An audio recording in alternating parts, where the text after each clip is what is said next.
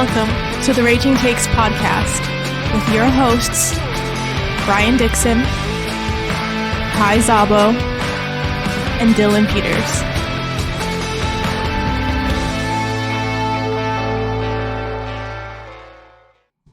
What up, you turkeys? Welcome to episode 120 of the Raging Takes podcast. Today is Tuesday, November 5th, 2024. I'm your host, Brian Dixon, joined as always by my co-hosts, Kai, the Commissioner Zabo, and Dylan Peters. What's up, guys? Salutations. Nothing much, dude. Having a good night. What about you? How are you? I'm great, man. That's good. It's good to hear. Yeah, I had a presentation I had to do at school today. I got it off my chest. I feel like a better man right now. I can finally breathe again. I feel good. That's good. Yeah. Well, I like when my friends are happy, so that's good to hear. Honestly, we have a jam-packed show here. A lot of news, a lot of games to get to. So we're just going to skip the raging question of the day. We're going straight into the trade deadline. First up, the biggest trade of the day. Saints trade Marshawn Lattimore to the Commanders. Jesus. And a fifth rounder. The Commanders get a fifth rounder as well. The Saints get a third, a fourth, and a sixth. And Washington is going to be getting him on a minimum contract the rest of the season because the Saints had previously restructured his contract. That doesn't mean he's going to be on the minimum for his entire contract with Washington, just the rest of the season. Great move by the Commanders, honestly. I mean, I think the secondary is probably the weakest part of their entire team, I would say. So getting this definitely doesn't fix every problem that they have, but that's going to help a ton. They now have a number one cornerback that can shadow teams' top wide receivers. So this is an A+ trade for me, for the Commanders. Oh yeah. No, I mean, this was like almost actually like perfect timing too, because guess who they play next week? Philadelphia. So now it's like Marshawn Lattimore's in this division. I'm upset about it and it stinks. Yeah. But this is honestly just such a great move for the Commanders. You're right. It doesn't fix every problem on their defense, but man, he does immediately upgrade that secondary. Yeah, man. And I don't think they gave up a super a lot to get him. No. I mean, a third, fourth, and a sixth. I mean, if they're all this coming draft though, like it does limit their draft capital a little bit. But getting back that fifth, I guess, is a good thing. And another thing. Marshawn Lattimore is not a guy that has to come in and learn that Washington offense day one. They could just go get out there, stick on the number one receiver like you know how to do, and let's just play defense. So basically, they just got a guy that can lock down half the field for them. That's crazy. I tried to look it up just now, but I couldn't find it. I think the Commanders had something like 10 draft picks upcoming this year. So they still have a decent little haul. Even though they gave up a third, a fourth, and a sixth. In 7 games this season, Lattimore has 30 tackles, 0 interceptions, and 2 pass deflections, but that's okay. We all know that he's an elite cornerback, so I assume the interceptions will come. I will say he only had 1 last year, 2 in 10 games, and 1 the year before in 7 games, but he has also been struggling to stay healthy. So yeah, but his impact is also more felt just not on his interceptions alone, you know, he's just his presence alone, what he brings to the defense. He's kind of like that enforcer as well, you know, plays with a chip on his shoulder, knows how to piss the other wide receivers off. So, yeah. Yeah, I feel like he is a man-to-man receiver, and it just makes you not want to throw his way. So the lack of interceptions is not like, oh, he hasn't been playing good. He plays excellent. You could see how he plays against some of the best receivers in the league. So I think we can kind of just take that for what it is. You know, like you said, he'd missed multiple games in the last 2 years. So struggling to stay healthy can also get you off your rhythm a little bit. Another thing this means is start Mike Evans next time he plays the Saints.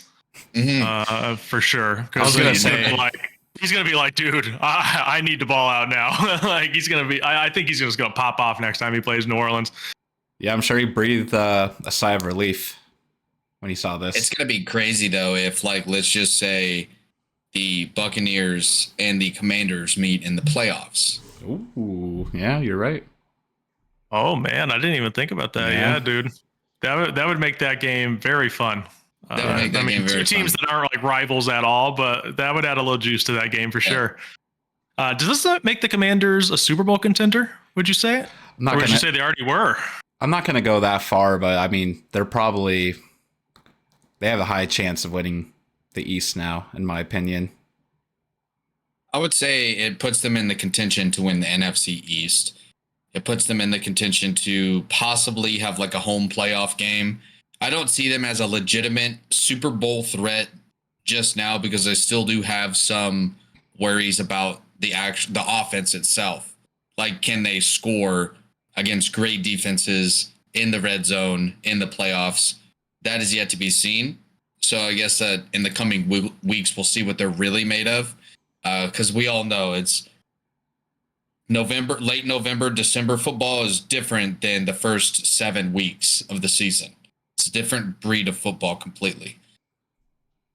I'm with you guys. I don't think they're quite Super Bowl contenders, but I do think that they could win a playoff game for sure, which is progress. That franchise hasn't won a playoff game since 2005.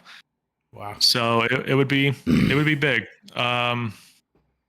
We got some more trades here. None as big as that one, but there's some interesting names that were thrown around, I guess. Jets trade Mike Williams to the Steelers for a 5th-round pick.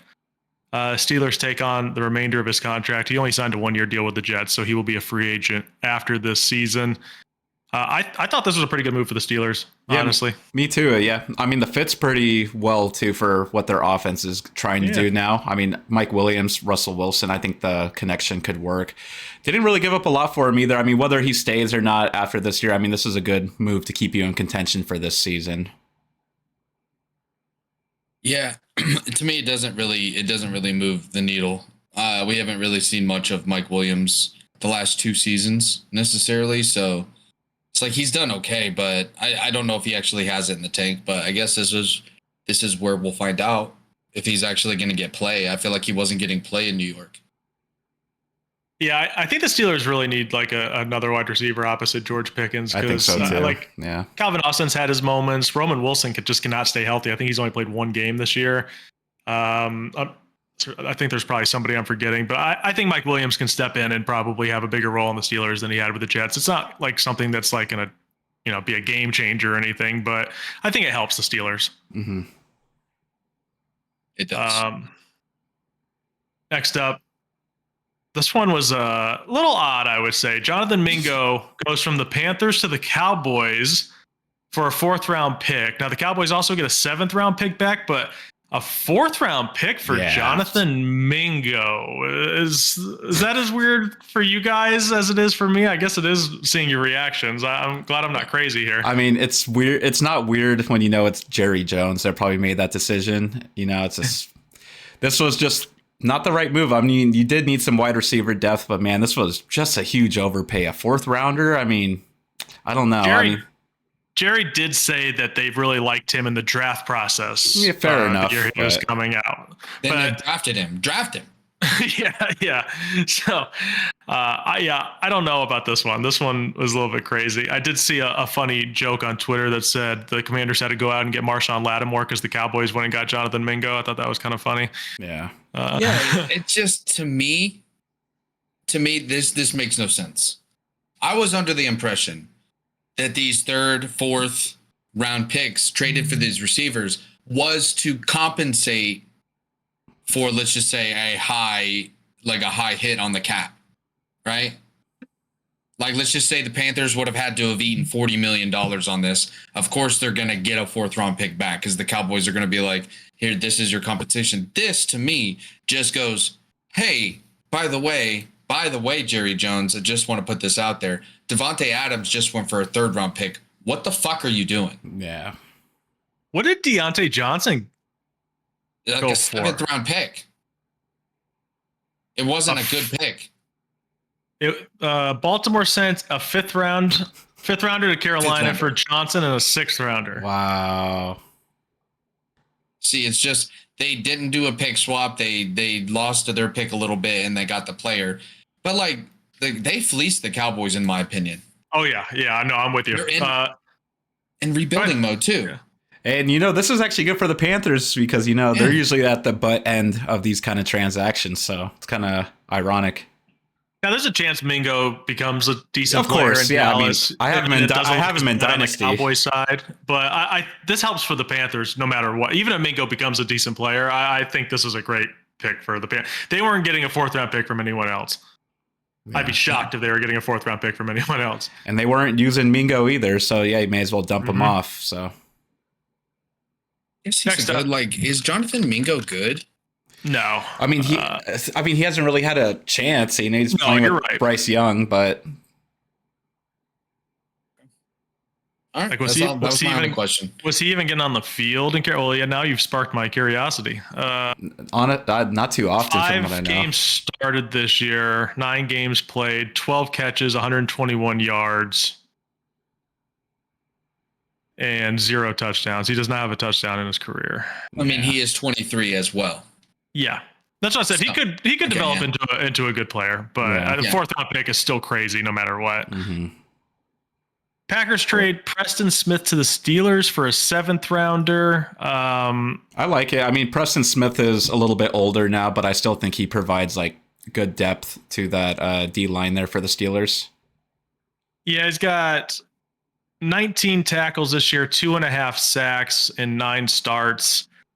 He's not like a flashy player. Like, he used to play for Washington. He's not like a flashy player per se, but I think he fits the Steelers pretty well. I kind of like this move. And a 7th round pick is nothing to get like a nice defensive line depth. Like I said, he's not going to like fully complement like TJ Watt or anything like that, but he could add a little bit of pass rush and a little bit of run defense. So I think this is a decent move for the Steelers.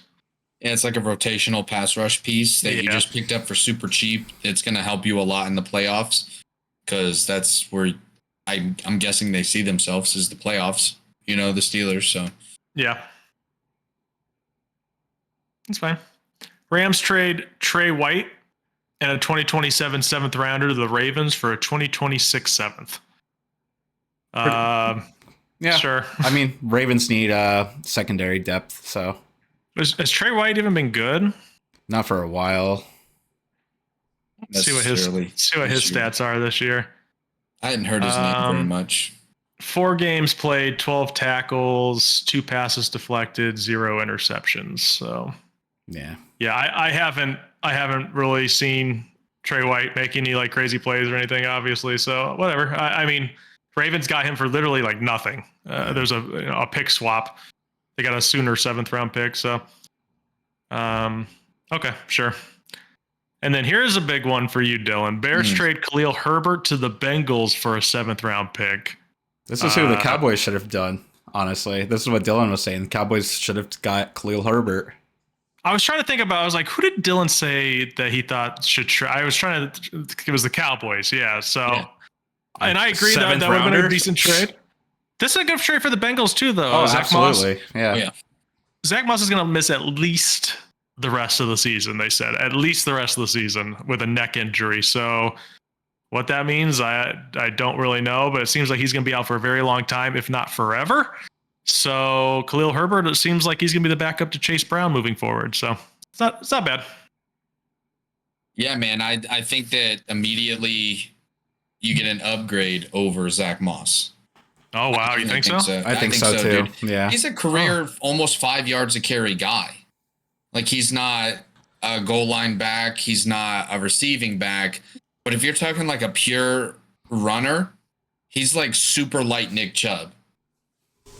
Like, he's still good. He's not going to get you 300 carries in a season. But the dude definitely has the juice. Like, he's always had the juice. And I got to give it to him, dude. They pretty much just bolstered their running back room for super cheap, a 7th round pick. I know we weren't using Khalil Herbert, but I thought it would be more than a 7th round pick for Herbert at this point. But obviously we're not using him. He hasn't had a carry since week 3.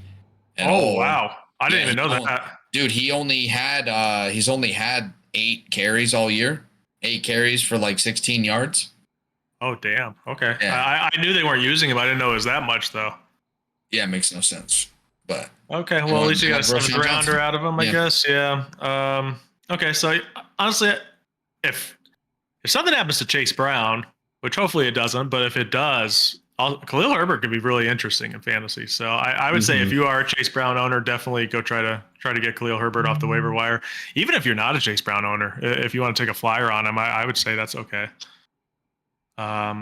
Last one, Lions trade for Zadarius Smith and a 2026 seventh rounder from the Browns for a 2025 fifth and a 2026 sixth. This is a trade that's been rumored for like a week now. Honestly, I heard Adam Schefter or somebody talking about it like at least 5 or 6 days ago. Not too surprising. This is going to be his third NFC North team. Previously played for Green Bay and Minnesota. The Lions are going to be taking on the remaining $605,000 of his contract. So obviously they needed a little pass rush help after Aiden Hutchinson went down. So this is a good move. Yeah, I think so. Let me just look up his stats real fast. I got him pulled up. Go ahead. Damn. He's got 5 sacks on the season, 23 tackles. Yeah, so 3.5 stuffs. So yeah, not bad. How old is he, does it say? He is 32. Yeah, so he's been in the league for a while. I mean, he's obviously not the explosive player he once was, but I still think he's pretty good in the run protection aspect of the game. I always liked him in Green Bay. I thought he was a pretty good player. Yeah. And honestly, 5 sacks, that's not bad. Yeah. So I'm sure that'll help with the Lions. Mm-hmm. More like crazy news. The Saints fired Dennis Allen. A lot of news today. So now special teams coordinator Darren Rizzi will be the interim coach for the Saints moving forward. Dennis Allen finishes with an 18-25 record in 2+ seasons for New Orleans. I mean, not really a shocker. Like, crazy news, but not really a shocker. They've lost 7 in a row.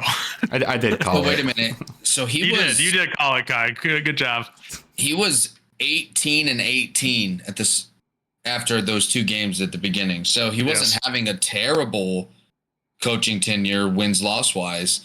But turns out losing 7 games in a row will get you fired in the NFL, I heard. Well, losing to the Panthers was probably the straw that broke the camel's back. So, but watch out, Antonio Pierce. Would they have lost 7 in a row with Derek Carr if he had never gotten injured? Because I don't think they do. I don't think they're a good team with Derek Carr, but they're good enough to win some games with him. Yeah, I think you're right. Oh yeah. So that injury may have cut his time short a little bit. I'm sure he was probably getting fired at the end of the year anyways, but kind of just fast forwarded the process a little bit. Honestly, I don't even know how Dennis Allen got this job. I've said this before. I don't even know how he got the job in the first place. He was terrible with the Raiders. It was basically just because of Sean Payton, I guess, passed down the job to him. Yeah. Not always the smartest move. I would agree. That hiring someone from your team just because they were there and they had been there during the tenure of the person that was in front of them, but just to be installed without any real choice being made, by the fans and the team is kind of bogus, because it kind of just got you 3 seasons of losing football. And for the Saints, I haven't known that for years. The Saints have always been good since like 2005. Yeah. So, yeah. I honestly thought Doug Peterson was going to be the first coach fired. I said that on Sunday. I was like, I think Doug Peterson's going to get fired tomorrow. And then the Jaguars made a little bit of a comeback. Maybe that helped save his job. I think if the Eagles blanked them on Sunday, I think he's fired this week too. It was looking like it was going to happen too. It did. The Jaguars looked lifeless at first. Yeah. Anyway, we'll get to that. Next up, Dak Prescott will miss multiple weeks with a hamstring injury, and he is going on injured reserve. CeeDee Lamb is also banged up, has a sprained AC joint, which is not considered serious. He has a chance to play against the Eagles. However, AC joint sprains are very, very painful. He probably shouldn't play either. He probably should not. He should probably take a couple of weeks off. But with that being said, I think it's like a 4 to 6 week injury normally. I remember Deshaun Jackson got one time, and he was out for like 5-ish weeks, I want to say. Yeah. So I know that they're very, very painful. So we'll see how he does. And then with a new quarterback too. Yeah, I think at this point you just lock him down for the season, just because I think this game was the nail in the coffin for the Cowboys season. So there's really no point for them to really play competitive football anymore. I mean, 3-5 is not the worst, but yeah, it feels like it's looking pretty. I mean, it was looking pretty bleak before, and it's even bleaker now. So yeah, it is. It definitely is. I'm hesitant to say this take. Get the turkey. Is it ready. possible that they look better with Cooper Rush? Is it possible? Now, and I'm not even a Dak hater or anything like that. Like, I think he's a serviceable quarterback. He's having a horrible season, but I do think he's like a fine quarterback, honestly. Cooper Rush, I also think, is like a decent backup. I think it's possible. Like, I don't think he's a better player than Dak Prescott, but it is possible that he just gives them a spark. I mean, that shit just happens in the NFL sometimes. I don't know. For some reason, I'm like the last person that doesn't want to give up on the Cowboys, funny enough, but I don't. They're bad, but they're not as bad as how they're playing, I don't think, personally. I mean, I see your vision, but I just think there's just so many problems, like just with the roster, the internal parts of the organization, so I don't know. Mm-hmm. Okay, fair enough. Am I off track saying that Cooper Rush is like a decent backup? Or I don't think so. I don't think so. It says bold. He's decent, right? Yeah. Okay. Like I said, I don't fully believe it. That's why I was hesitant to say it. I just think it's possible. Weird shit happens like that sometimes in sports.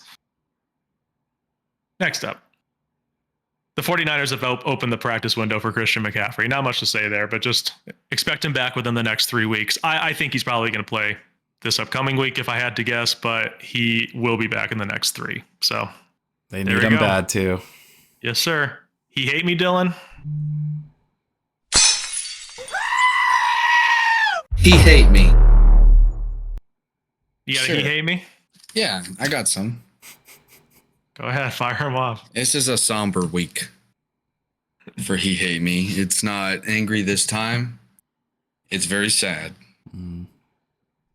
Kickers. I used to have a lot of respect for them. Used to think they were great guys, but the most powerful guys on the field because they could flip a game quite figuratively, literally as well as figuratively. They could flip the game. They're just flipping me off. They hate me, dude. The last 2 times in fantasy football, I've needed a kicker to come through for me. And you know what? Although I did win the matchup, one of the matchups I'm talking about, but I was saying, what do you beat me, dude? What are you complaining about this kicker for? Missed 2 kicks and tore his quad on the first kick. It's not his fault.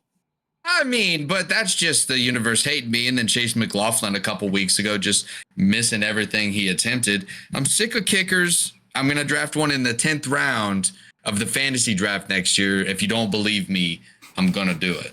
Who you got your eye on? I'm going to go with Harrison Butker, dude, because I like how zesty he is while kicking the ball. I saw he does this weird pointer finger thing. He's pointing at the ground like that. Oh, and he's stiff. I kind of like it, dude. Harrison Butker, welcome to my team next year. That's not a guy who would tear his quad in the first quarter. Definitely not. That guy right there's wife massages his legs when he gets home. I would say you could probably reach for Aubrey as well. Oh, yeah. Aubrey is the option, dude. Aubrey's the man. The only Aubrey I want is Aubrey Plaza. Call me. Number 2 on the he hate me is Matt Eberflus. He's no longer Matt Hotflus, whatever the fuck, Hot Eberflus, like Brian Eberflus. Yeah. Ryan Poles too, dude. I'm sick of you. Matt Eberflus is 0-18 as a coach on Sundays on the road. 0-18 on Sunday games on the road. He is, since he's been the coach.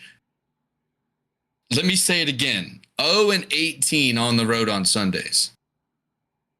He deserves to get fired. Wait. He's never won a Sunday road game? Never in his coaching career as the Chicago Bears head coach has won an away game on a Sunday. He's won Thursday away games. He's won Monday away games. I'm pretty sure he's won a bunch of home games. Who knows? 0-18, dude. You're out. That's a crazy stat. I had no idea. I was like, damn. You're out. Puka Nakua, keep your hands to yourself. You think you can stop punching guys on the field and get ejected? Keep your hands to yourself. Stop hitting people. Play football. He made me lose a parlay. I hate him too. He hate me too. Dude. He hate me too. I don't hate him. He hate me. I don't hate him. He hate me. He hate me, dude. That's the name of the. That's the name of the segment's not called "I hate him." It's "He hate me." I don't hate any of these guys. They treat me like shit. I don't hate them. I feel like I have a mean spouse. Puka Nakua, keep your hands to yourself. And that's not just advice for football. It's just life, dude. Stop. That's it. Okay. Kickers, Matt Eberflus and Puka Nakua. That's a nice little combination right there. All right, next up, we'll get to the Week 9 review. First up, though, standings update here.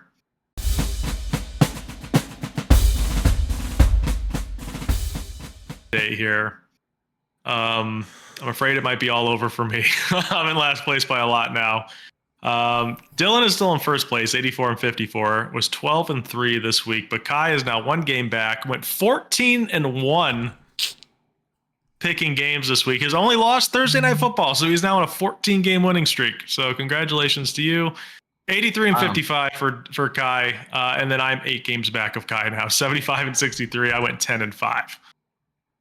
Not bad. It's not over for you. It's a lot closer than it was this time last year. So if it wasn't for that Garrett Wilson catch on Thursday Night Football, me and Kai would be tied right now. Mm-hmm. Hey, you just need yourself a 14 in 1 week as well, Brian. Probably not going to happen, but that would be nice. I'll take that.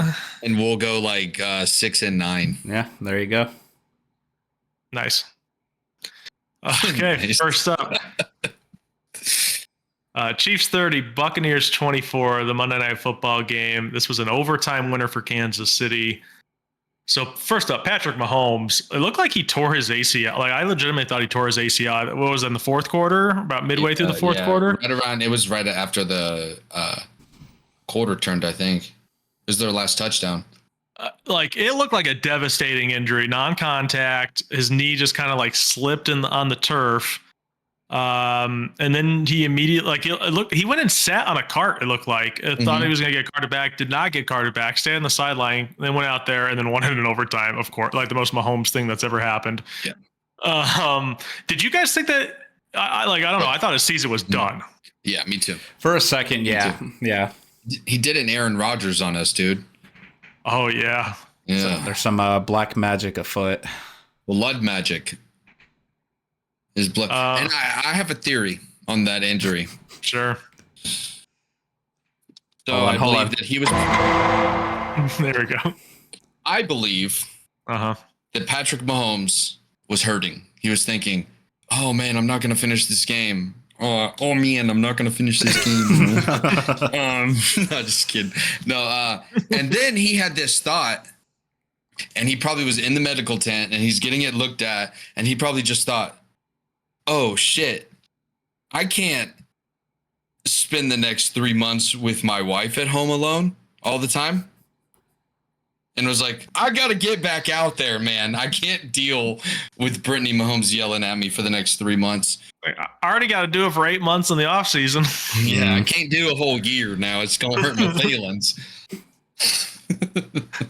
Honestly, it's more probably like 6 or 7 months to him because he goes on to win the Super Bowl every year. But sure. He did look hobbled after, though. He did. I mean, Mahomes is known for playing through injuries and shit too. Remember that the awful ankle injury he had, and he played through it in the playoffs. Yeah. Was that one of them that they won, or was that the one they lost to the Tampa? No, I'm talking about the one that they won against the Eagles.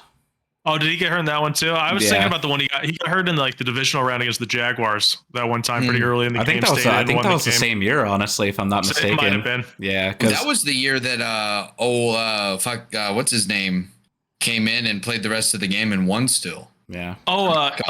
Chad Henne. Yeah, Chad Henne came in and played the rest of that game and they won. Mm-hmm. Shout out to Chad Henne, dude. Mm-hmm. I think he retired after that year too, right? It was like, I'm going out on top. They won the Super Bowl. That's Michigan awesome. Football legend, dude. Michigan football legend. Mahomes was great. Go ahead. I wanted to bring up one thing about this game real quick. So, at what point do we stop letting the Chiefs get it in overtime? Like, Do you think that the Bucs should have just went for the 2-point conversion in the fourth? I think so. Mm-hmm. That's not how Todd Bowles is, though. I know, but it's the Chiefs. Like, you don't want to play them in overtime. You even saw Baker Mayfield's reaction at the coin toss. Like, as soon as he saw that the Chiefs won, he was just like, ugh. Yeah, I noticed that too. Yeah, he knew. He knew already. Like, yeah. Yeah, I mean, obviously there's an argument to be made, but that's just not Todd Bowles' style. I mean, we were talking about how like coaches shouldn't be like handed down the job. Todd Bowles is another example of that. He hasn't done as bad as Dennis Allen, obviously. Honestly, he's had mostly decent seasons, but it's just not the same as it was with Bruce Arians, I feel like, even with Brady. Oh, no. Dude, he's a defensive coordinator. Like, he's a guy that is a really good defensive coordinator. Yeah. And he's also a guy that will probably be a good head coach. But it's just like it takes more time, I think, to become a great NFL head coach unless you're super talented. Like Sean McVay, it was his first head coaching job in the NFL, and he came in and he was great. Mm-hmm. And it was like Sean Payton did the same thing, I believe. And there was like a couple other guys that just come in and they're great.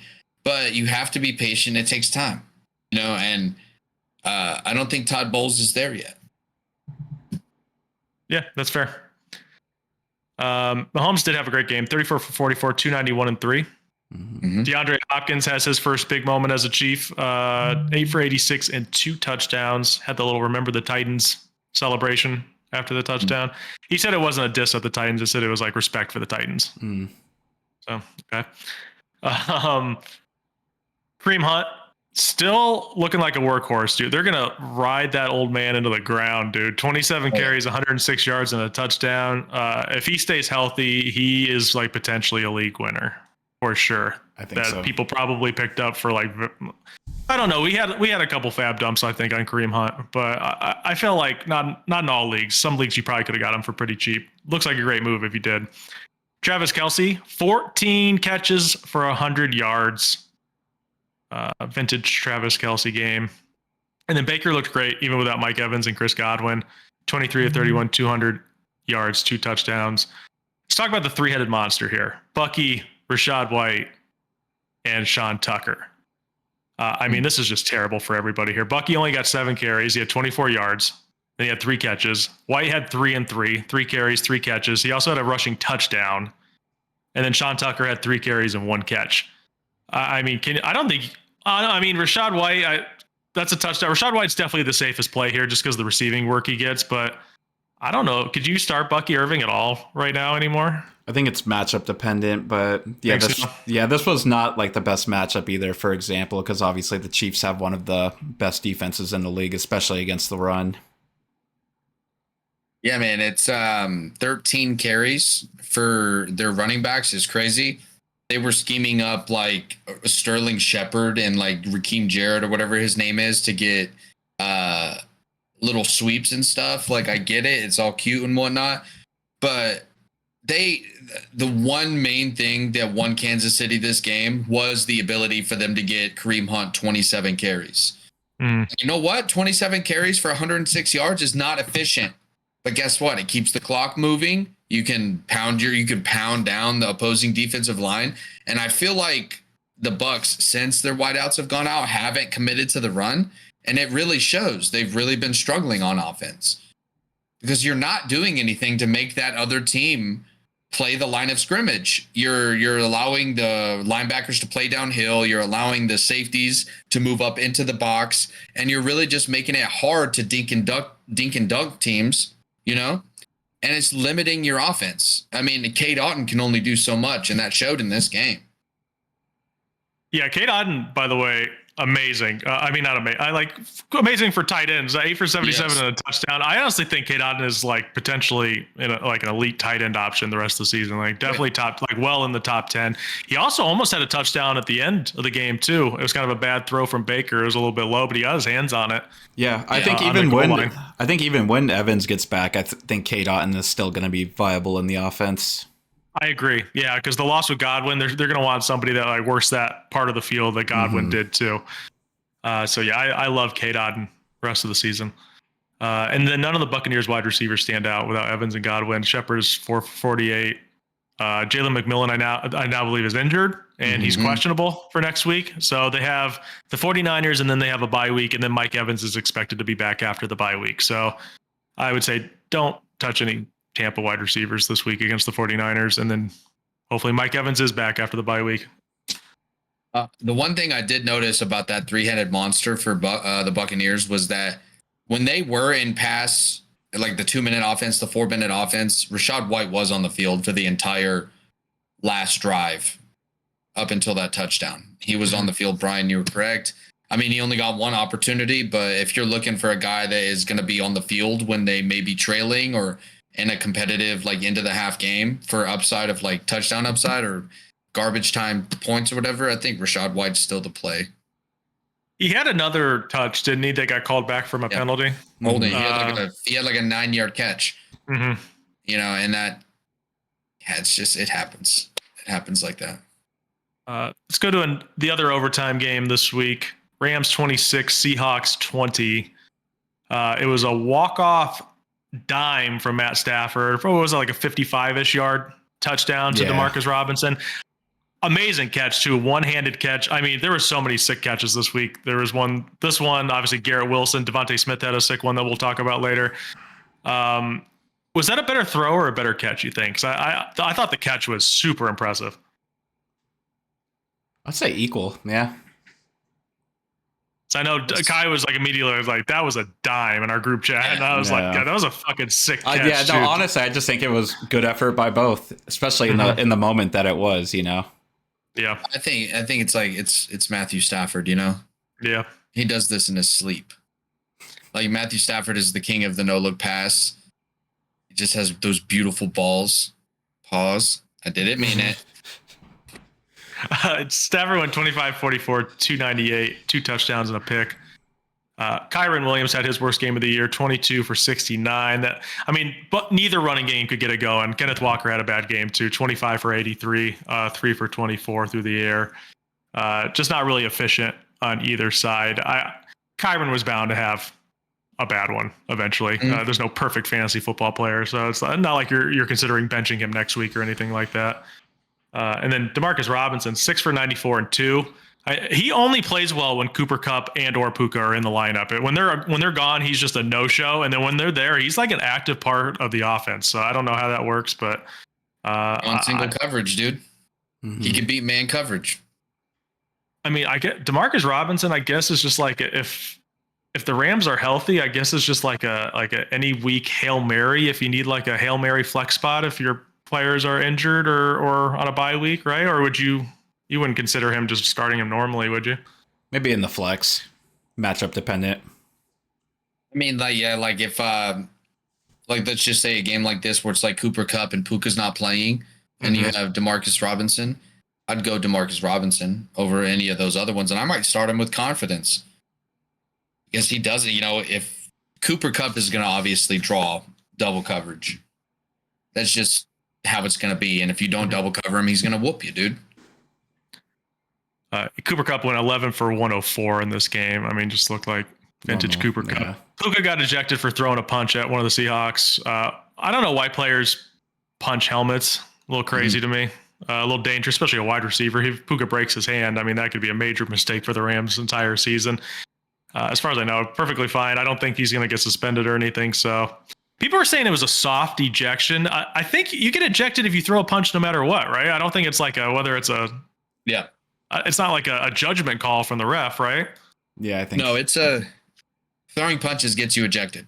Immediately, right? Okay, that's what I thought. I saw people arguing about it on Twitter, and I was like, it's not like, you know, it's black and white here. You either threw a punch or you didn't. You got ejected. It just is what it is. Jackson Smith and Jigba had the game of his life. 7 for 180 and 2. And then he also had 2 plays called back. I don't remember what the yardage were. They were both about 40-ish yards each, though, I want to say.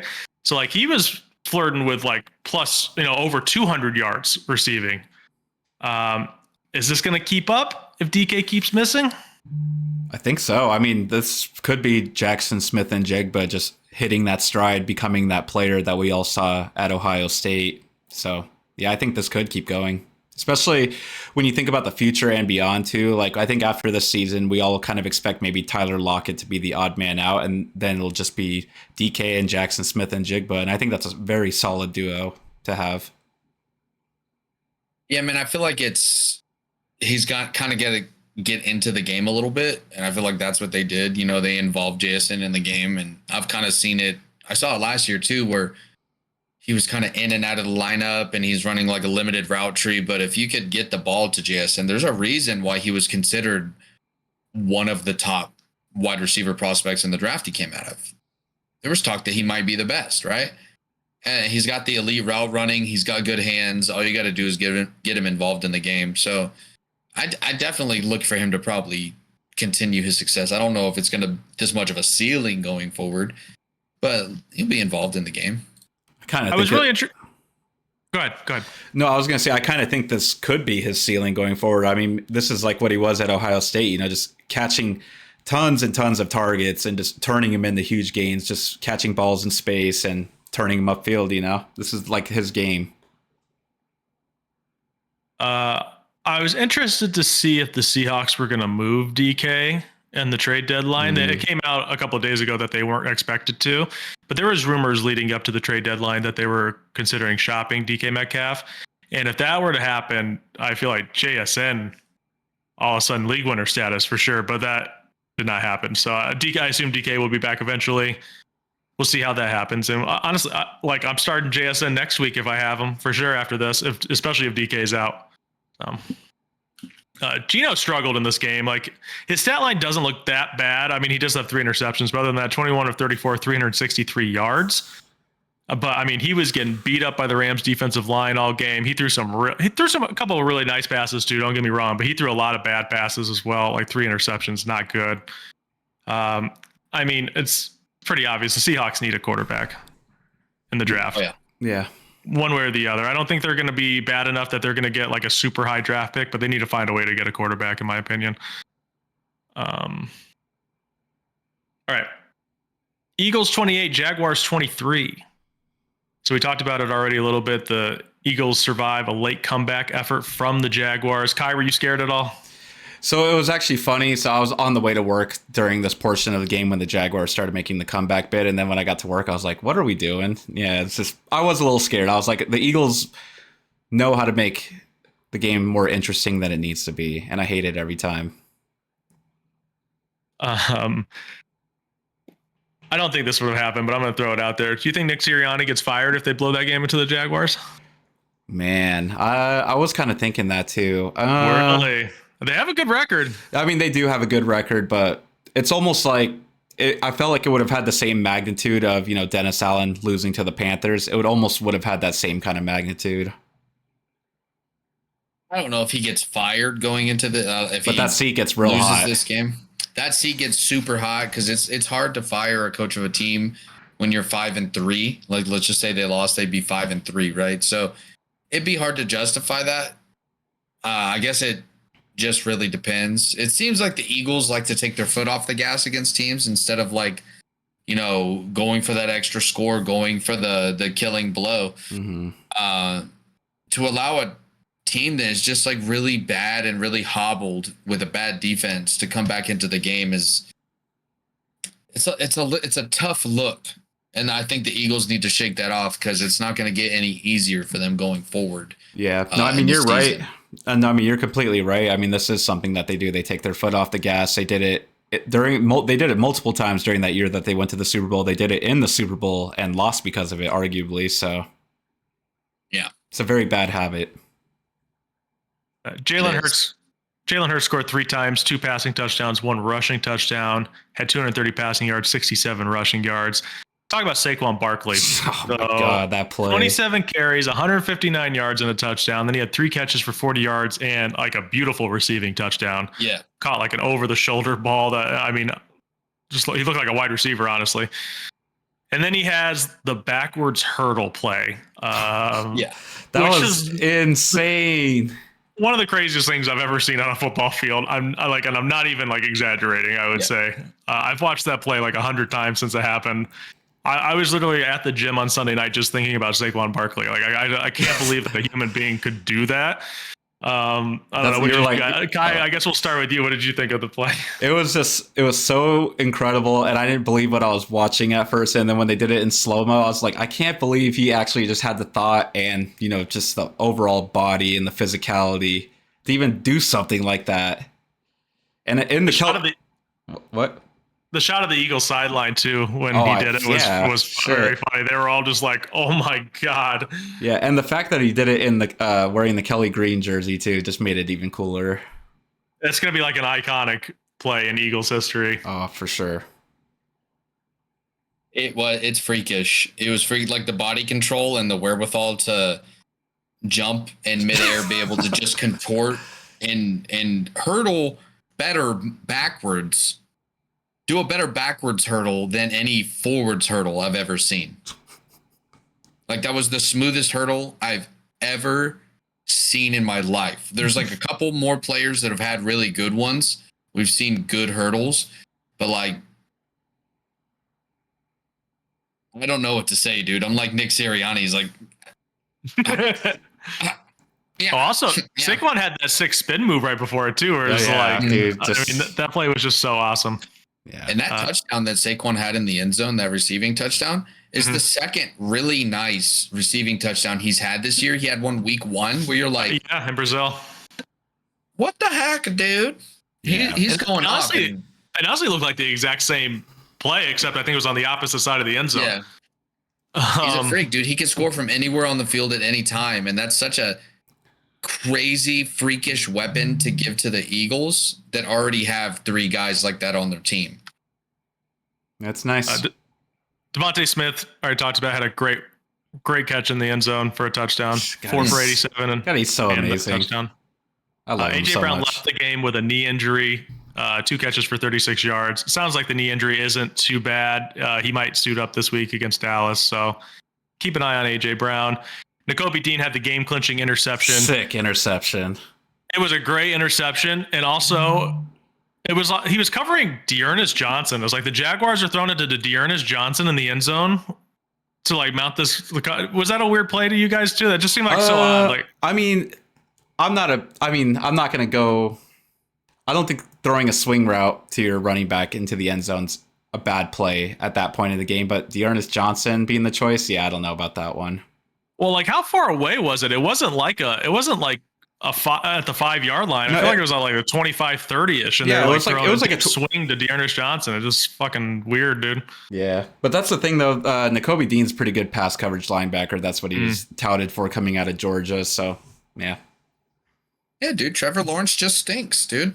Yeah. I mean, 16 for 31, 169, and 2 picks. He also had 2 rushing touchdowns, but 16 for 31, 169 yards, and 2 interceptions. What is that, Anthony Richardson? Yeah, no kidding, right? Shit. I mean, that's 50%. Anthony Richardson is like 40s. Yeah, that's actually unfortunately true. I think he had a 44% completion percentage or something this year. The worst of all time. The worst of all time for qualified quarterbacks. Brian Thomas was only held to 2 for 22 in this game. Next up, Bills 30, Dolphins 27. Josh Allen, great as always. 25, 39, 235, 3 touchdowns, and an interception. And honestly, the interception probably should have been caught by not Keon even Coleman. His fault either, yeah. Bills run game could not get it going. James Cook was only 10 for 44. Ray Davis had 2 catches for 70 yards and a touchdown receiving, though. Tua played pretty well. 25 of 28, 231, and 2 touchdowns. The Bills just own the Dolphins. Like, the Dolphins just cannot buy a win. Like, the Dolphins played really well in this game, honestly, I thought. Yeah. And they just still cannot beat the Bills, dude. It's crazy. Devon Achane, back to being a must start every single week. He was 12 for 63 and a touchdown on the ground, and then 8 for 58 and a touchdown through the air. I mean, if Tua's on the field, you start Devon Achane. It's simple as that. Mm-hmm. Then Tyreek Hill, 4 for 80.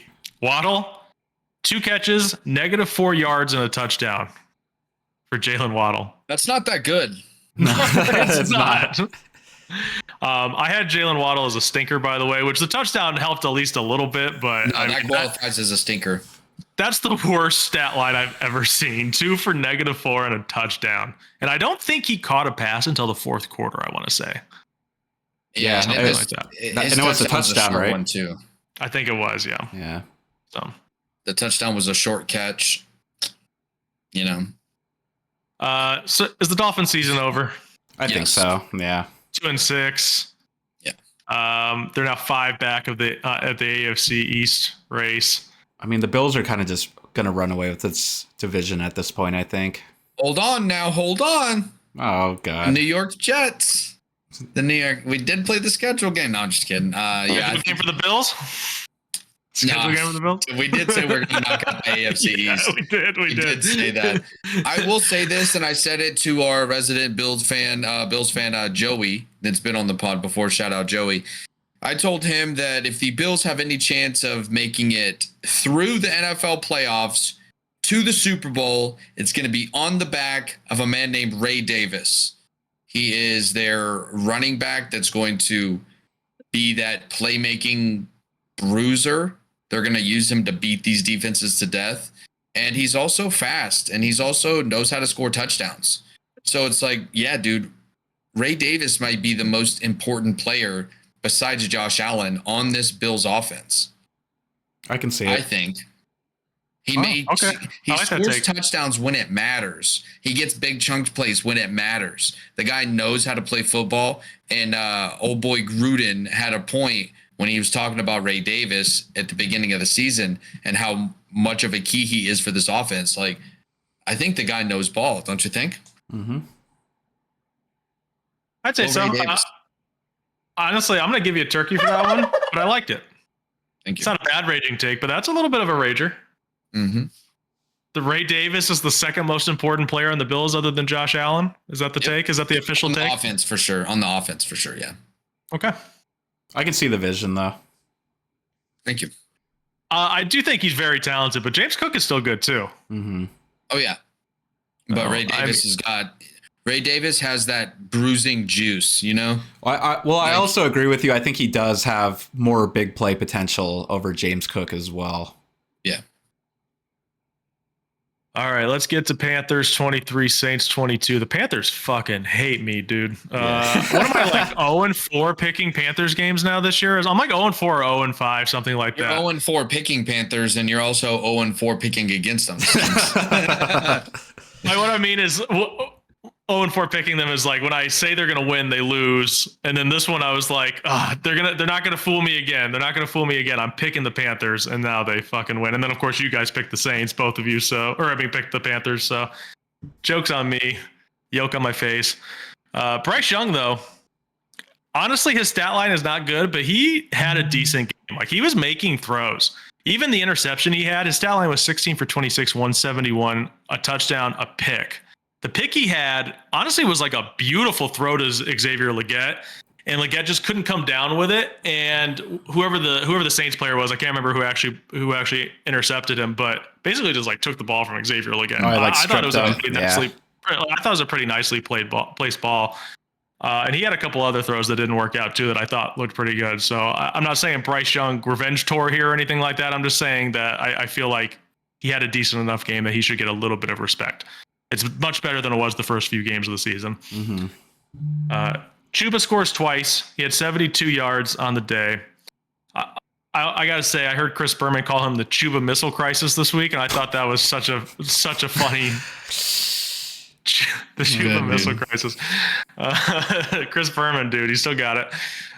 Xavier Legette, 4 for 33 and a touchdown. I think Xavier Legette is a decent fantasy pickup this week if he's out there on waiver wires. I mean, the dude just scores touchdowns. It's definitely not like flashy stat lines every single week or anything like that. He usually has low receptions, but he's got a decent amount of touchdowns this year, and he passes the eye test for me personally. He looks like an NFL wide receiver, and now that Deontay Johnson's gone, they need somebody. They also play the Giants this week. Play the Giants this week. They also have that kid Jalen Coker that people are talking about, which he didn't have a very good game this week, but also maybe somebody to keep an eye on. But yeah, Xavier Legette, I definitely think is a decent fantasy pickup this week. I don't know how you guys feel about that. No, I agree. Okay. Derek Carr returned, went 18 for 31, 236 yards and a touchdown. That's about as a Derek Carr of a stat line as you'll ever see, honestly. Alvin Kamara, though, popped off. He was honestly a touchdown away from going nuclear. 29 for 155 on the ground. Did I say nuclear wrong? You said A little it weird, bit, brother. yeah. You said it really weird. You said it both ways at the same time. 6 catches for 60 yards. 0 touchdowns, though. So he's on pace for 370 touches this season. His career high is 287. That's from Ian Arditz on Twitter. That would be crazy if he got almost 400 touches in a season. Taysom Hill scores a rushing touchdown, and he also caught 4 passes for 41 yards. Predictable that Taysom Hill is going to come out when they don't have Chris Olave, who left this game with a horrible, I assume, concussion. I don't know if I actually heard that officially, but he got leveled. I think he was unconscious on the field, got taken to the hospital. Yeah. Got released the same day, only like a couple of hours later. He was at the Saints facility that night with the team. So it seems like he's okay. I doubt he plays next week. Probably not. Or maybe anytime soon, but at least that we know that he's okay, because it was a very scary hit. But yeah, Chris Olave being out, Rashid Shaheed being out, of course Taysom Hill is going to come out and do something. Here's a stat line for you guys, okay? The Saints outgained the Panthers by 150 plus yards. They ran for 150 plus yards and won the turnover battle. Over the last 20 years, teams have gone 275-0 when doing that. And the Saints did not win this game. That's from Bill Barnwell of ESPN. And that's why Allen got fired right there. It probably helped. It probably helped for sure, yeah. That's a crazy stat, dude. It really is, because, yeah, when you hear those stats on paper, you're like, oh, that team won, right? Yeah, it turns out, too, I saw another stat that Derek Carr is the losingest quarterback pretty much ever at this point in his career. I saw that same graphic too. Yeah. Yeah, he's the. What do you mean? He has the most losses through 11 seasons, other than Archie Manning. Oh, gee, and Archie Manning was on those Aints team back in the day when the Saints were horrible. By the end of this year, Derek Carr could have a firm grip on the quarterback with the most losses. Is that in history. Saints history or NFL history? NFL history. NFL. I guess he's only been on the Saints 2 years, huh? Yeah, through the 11 years that he's played, he is tied with Archie Manning with 91 losses. He's lost 91 football games in 11 years. That's tough. It's definitely tough. I did not see that stat line. That's pretty crazy too. Derek Carr and David Carr are both on that list. Yeah, David Carr lost a lot of games. Didn't start as many games though as Derek, so maybe if he would have started more, maybe he'd be up there too. Jonathan Brooks expected to make his NFL debut next week for Carolina, and then the Saints had a tweeting tour here. So first off, I guess it started with Michael Thomas, who was tweeting during the game after Chris Olave got injured, basically accused Derek Carr of getting him injured, throwing him a ball that he shouldn't have thrown, a hospital ball, I believe he called it. Here's the tweets from Michael Thomas at Can't Guard Mike on Twitter. Derek Carr, for you, I've been told y'all shit sad. I don't know if that was English. Dude, scary and panic and just throw the ball. Get him the F out of here. He's so ass.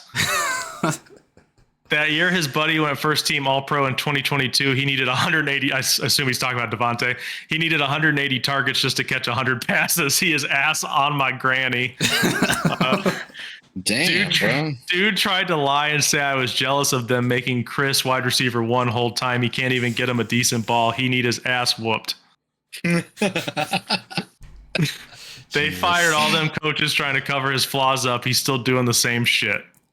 Jesus, dude. I think this is what a he needs his ass whooped. What a nightmare. The PR person for the Saints right now has to be having a heart attack. Granted, Michael Thomas doesn't play for the Saints anymore, so it's like that just is what it is. That's just noise from a disgruntled former player. Also, just saying that Derek Carr needs his ass whooped is like, it's like Derek Carr is like seems like one of the nicest people in the NFL, and just saying that is just like a very funny sentence. Oh man. And then later on after the game, Cam Jordan tweeted, "We just lost to the Panthers. I love y'all, New Orleans. Truly had higher expectations and the best of hopes for us. Y'all deserve it." And then Lonnie Johnson Jr., who plays for the Panthers, quote tweeted it and said, "Damn, bro. So are we last or y'all?" And then Kalen Saunders, I know this is hard to follow. Kalen Saunders, who's a defensive lineman for the Saints, tweeted out this.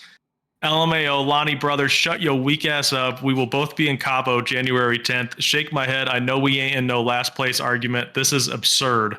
Motherfuckers is cheap bones. Shake my head. New Orleans, y'all deserve better. My only goal is to finish above 500 at this point. Fans say keep losing so we can get number 1 pick. Hell, throw me in a quarterback. Shit, let's have something fun to watch. So I was like, just put your phone down, dude. Yeah. Put your phone down. Yeah.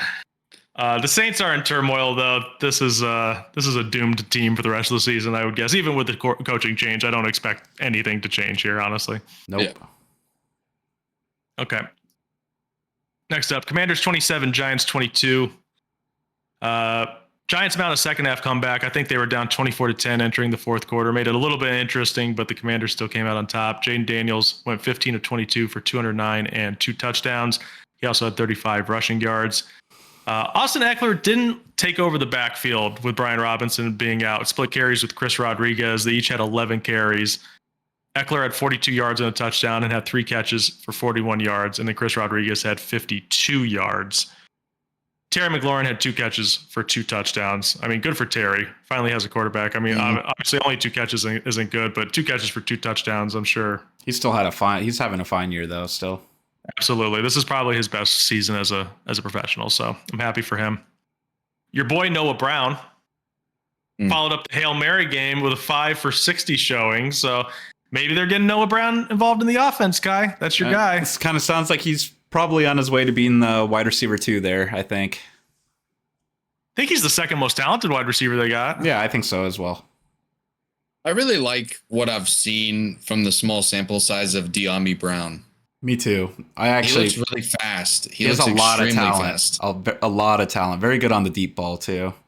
That's a player who's improved a lot since his rookie year. A lot. They've really brought him up and made him a pretty decent player. I'm with you. I like De'Ami Brown a lot too. I like Noah Brown too, though. So I don't know.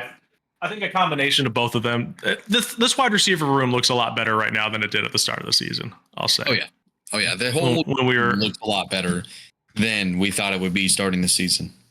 That is true. For the Giants, Daniel Jones played well against Washington again. 20 for 26, 174 yards, 2 touchdowns, had 54 rushing yards and a touchdown.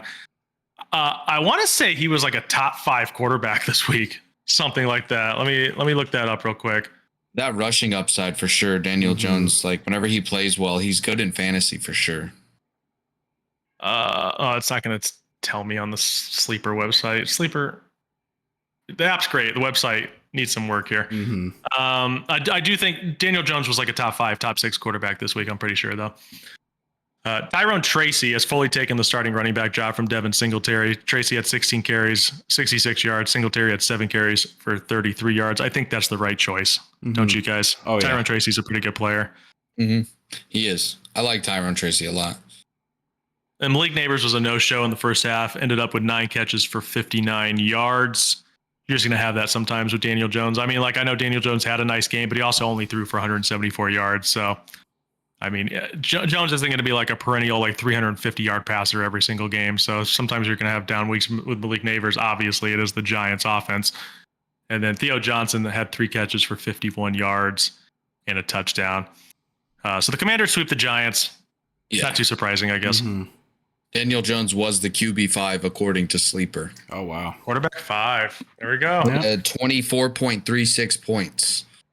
Dare I say a decent like matchup dependent streamer pick. Sometimes. You could make that argument for any quarterback that runs a lot. True. That's true. Yeah.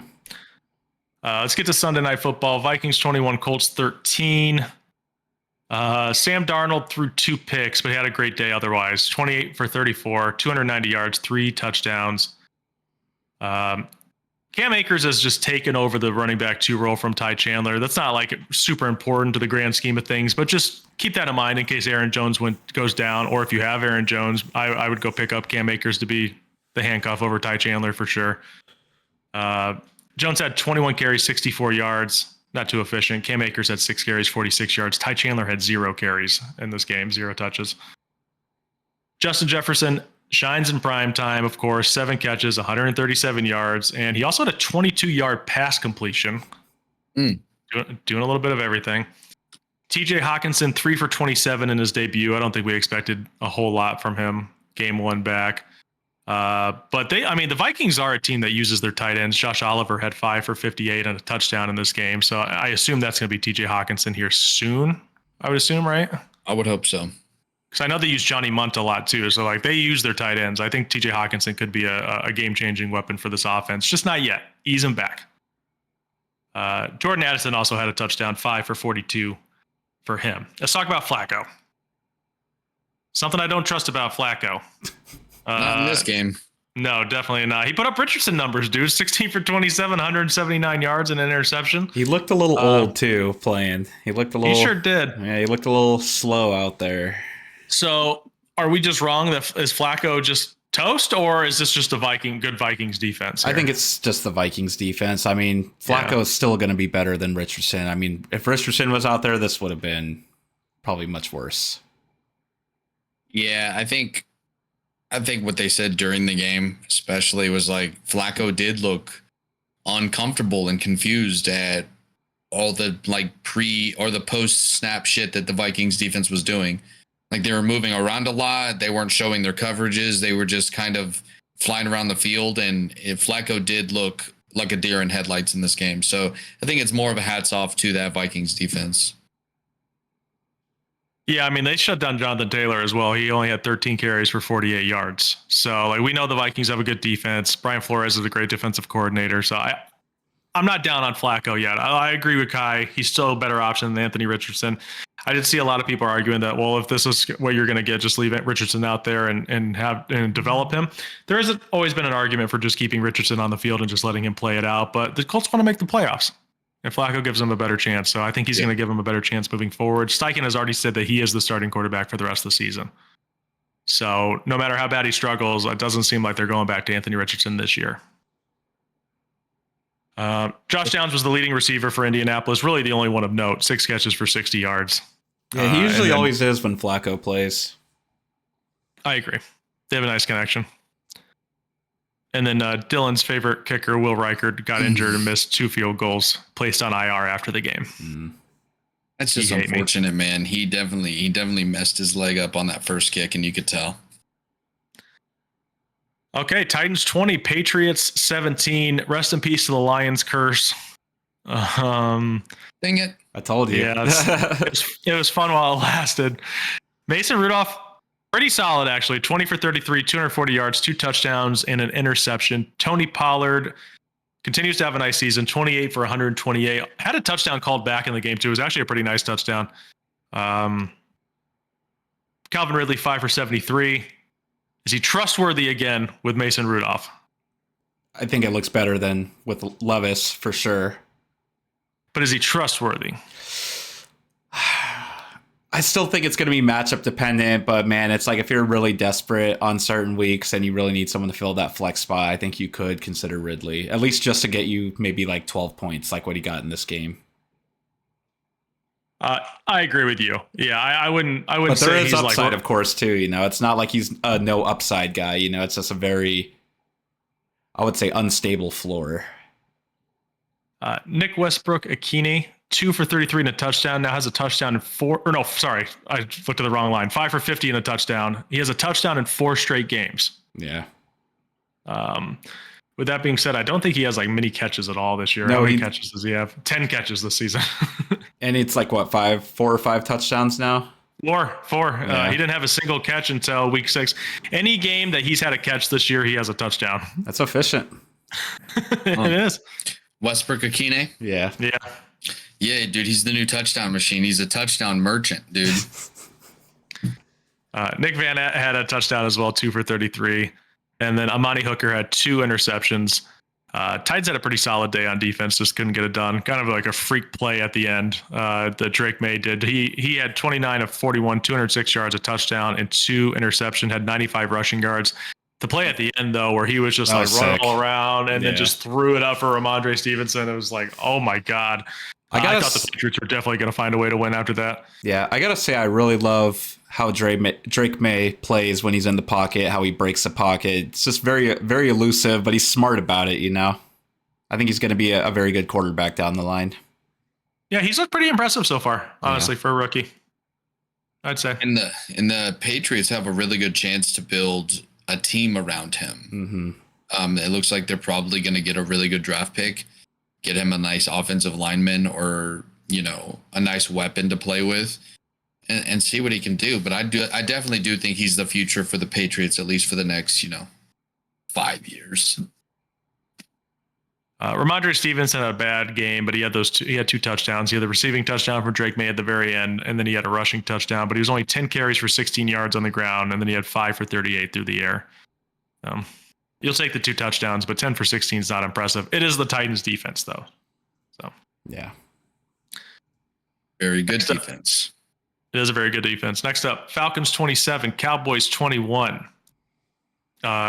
Cousins, great game again. Second straight 3+ touchdown game. 19 for 24, 222 yards and 3 touchdowns.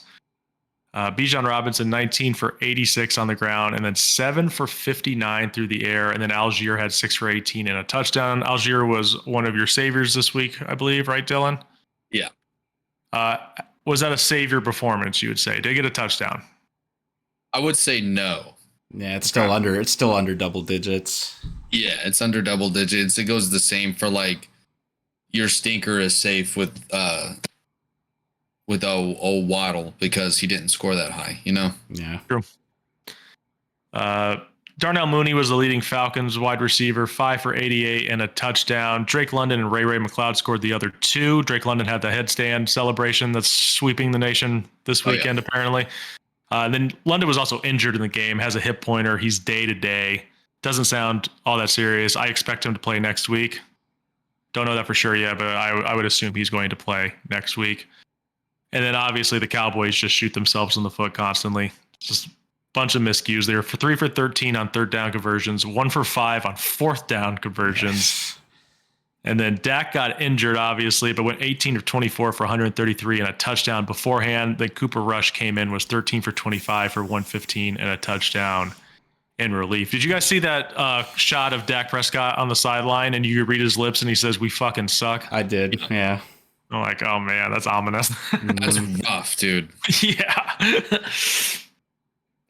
Rico Dowdle. So let's talk about this Cowboys run game a little bit because Rico Dowdle looked good.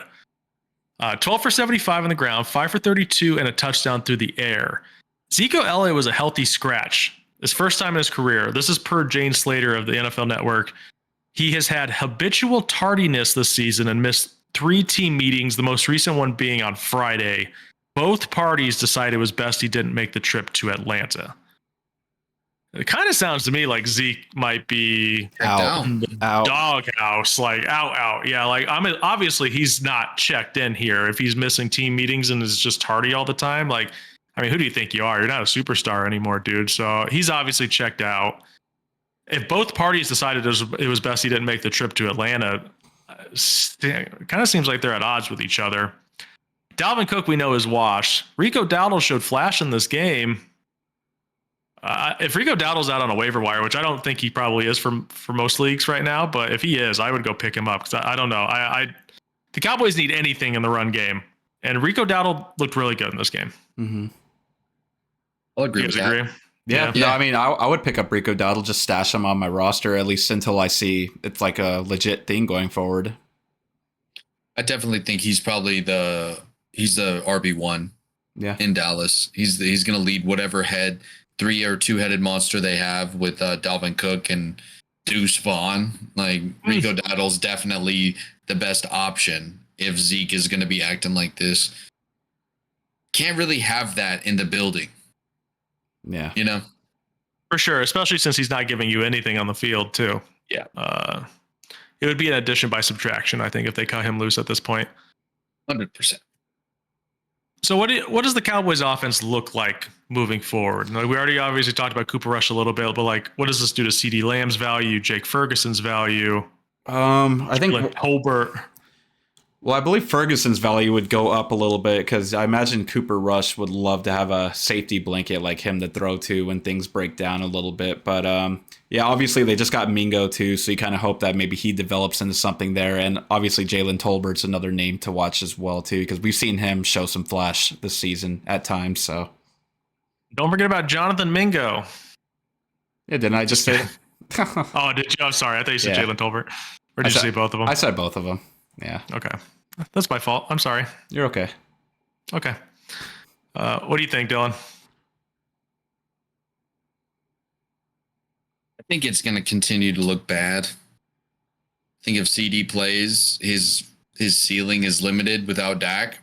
I don't see Cooper Rush necessarily getting him, 16 balls in a game or whatever CD needs to like explode. I think he could probably have some good games here and there. But the emergence of Rico Dowdle makes me think maybe they'll focus more on the running game, which that makes you think why they weren't doing that in the first place. But yeah, like Jake Ferguson probably gets a little bump from having Dak be out. Backups tend to go towards tight ends and closer to the line of scrimmage. Other than that, dude, I think Jalen Tolbert loses value, almost all value. And I don't look at Jonathan Mingo as coming into a new system with a backup quarterback as having value. So for the time being, like CD, Jake Ferguson, and Rico Dowdle, if you have some of those guys, maybe fire them up, but temper your expectations. Yeah. Well said. Lions 24, Packers 14. Goff continued to be solid, 18 for 22, 145 yards and a touchdown. Lions run game still strong. Neither of them flashy, but both really good. 17 for 73 for Monty, 11 for 65, and a touchdown for Gibbs. Amon-Ra caught the lone passing touchdown, 7 for 56 and a touchdown. Then he had a headstand touchdown as well, which I'm going to say was better than Drake London's. That's my official opinion. I think Amon-Ra did it better. Better athlete. Okay. Oh, damn. Just Drake London catching strays from Kai. Damn. All right, dude. He's not on my dynasty team, so. Okay, fair enough. Kirby Joseph had a pick six. Brian Branch was ejected for a hit on Bo Melton. It was a pretty vicious hit, I would say. Helmet to helmet. And then he threw up 2 middle fingers on the way out to the Lambeau crowd. So we'll see if he gets punished for that. For the Packers, Jordan Love honestly did not look right from the get-go. It was pretty obvious that his groin was bothering him. The wet turf at Lambeau was definitely bothering him. He went 23 of 39 for 273 yards and an interception, but just did not pass the eye test at all. Looked like a completely different quarterback out there. I said this during the game, and obviously hindsight's 2020. I would have just started Malik Willis anyways. Especially knowing how the weather was going to be. I don't know. I feel like that type of game could suit Malik Willis's game a little bit. It's kind of just short passes, runs. I mean, just Jordan Love just did not look like himself. And I'm like, are you going to risk him getting more injured out there? I know it's a huge game, but yeah, I mean, we all talked about it on Saturday too. We kind of said, this kind of looks like a game where, you might lose. You may as well just give Jordan Love the break because, it's like if you lose this game, you're not out of it yet, Fair, and I think it would have been good to give your star quarterback a little bit of time to rest because you did see what Malik Willis can do with that offense, and you can kind of lean more into Josh Jacobs. And I think that maybe if they did focus more on Josh Jacobs, he could have had more than 13 carries. He was highly efficient in this game. If you get him into the 20s, and beat up that defense a little bit, I think you have a better chance of winning. That being said, you kind of have to roll your starting quarterback out there if he feels like he can play. So it is too little too late, the Packers lost this game and there's nothing they can do about it now. But you brought in Malik Willis for a reason and he actually won you some games. So I don't see the big deal with that. Yeah. Yeah, I just if Malik Willis came in and just lost all those games, I would be obviously you can't start him in this game. But he came in and looked decent. They won. I think they were 2-0 with him, right? Or maybe even 3-0. So it's why not just throw him out there again and just see if you can steal another win from the Lions at home instead of throwing your quarterback out there who's bothered by an injury. So we'll see how they are when they play next. Do they have a bye week or do they play next week? Do you guys know? I will tell you here in a second. The Packers? Yeah. The They Packers. have a bye. Yeah, they do have a bye. Yep. Okay, well, so that's perfect timing. Yeah. I mean, and that would have been an argument for Malik Willis too. You give Jordan Love 2 weeks off, and he only misses one game. I think we also mentioned that as well. Yeah, I think we mentioned that they had a bye coming up as well. So this would have been the perfect time to take out Jordan Love. Josh Jacobs was solid, 13 for 95. Had his touchdown vultured by Emmanuel Wilson, so that's a little bit unfortunate, but it's the Packers for you. Jaden Reed, wide receiver 1 on the day for the Packers, 5 catches, 113 yards. Wicks also had a pretty bad catch or a pretty bad drop against. Yeah. All right. I want to do a little question here. Schedule game? Oh. No, it's just going to be a question. Jared Goff. What's the higher number? His incompletions on the season or his completion percentage on the season? What's the higher number? Wait, say that again? His incompletions or his completion percentage? What's the higher Completion percentage. Well, completion percentage. Is that right? Yeah. So what's higher? The amount of incompletions. Completion percentage. It's I said definitely completion higher. percentage. Yeah. Yeah. So I know he's had a few games where he's only had like 2 or 3 incompletions. Yeah. He has a 74.9% completion percentage and has 53 incompletions through 8 games. That's pretty good. Very good. Yeah. 53. Lions football, baby. Fun football. It really hasn't had to do like a ton either. Like, I mean, he's played really well, but like they just lean on that run game so much that all Jared Goff has to do is just play smart football, which he's extremely capable of doing, and they're just going to win a ton of games. So, I mean, perfect situation there for Detroit. Mm-hmm. His highest yards per attempt and air yards per attempt in his career this year. So when he does throw, it's for yards. It helps that Jameson Williams was doing really well because they had that big play, deep threat. Obviously, he's been suspended. I think he got reinstated. Yeah, though, so he's he'll back next game. Yep. Cool. Let's get to our games here, Dylan. I'll start here with the Raiders. Bengals 41, Raiders 20. Raiders 24. They don't really deserve the whole thing here. Burrow went fucking nuclear. 27 of 39, 251 yards, 5 touchdowns, and an interception. I mean, he was just picking apart the Raiders defense. Not a good game at all for the Raiders. Chase Brown was the lead back for Cincinnati, 27 for 120 yards, and then 5 catches for 37 yards and a touchdown. Obviously, probably the lead back moving forward. If he can do that every single week, the Bengals are going to be in pretty good shape with Chase Brown being the lead back. Mike Gesicki. So this is one of the more popular fantasy pickup names this week. Mike Gesicki, 6 catches, 100 yards, 2 touchdowns. Eric All, their rookie tight end, also went down with an injury in this game, torn ACL. He's out for the season. Mike Gesicki, are you guys interested in picking him up off the waiver wire, and how much fab are you spending on him if you are? I've had him for 3 weeks already in our home league. I picked him up off the waivers just on a whim. You know, I just saw that he had the best matchup the week that I picked him up, and he's turned into this player. So I'm pretty happy with it. I mean, those are his only 2 touchdowns on the season. I'd say I'd pick up Mike Gesicki if you're feeling needy at the tight end spot, but I would probably spend like 15% of what you have left on him. I wouldn't break the bank on a Mike Gesicki unless like you got nobody. But it seems like tight ends are not exactly the most rare accommodation this year. To me, I think you definitely should pick him up. I'm out at like 15% too if you need a tight end. If you don't need a tight end, I don't even know if I would, honestly. Maybe like a 5 to 10%. But I think it's dependent on if T. Higgins plays or not, honestly. Yeah. Good point. He had a good game against the Eagles too. Did T play in that game? Was he out for that game? Yes, he was.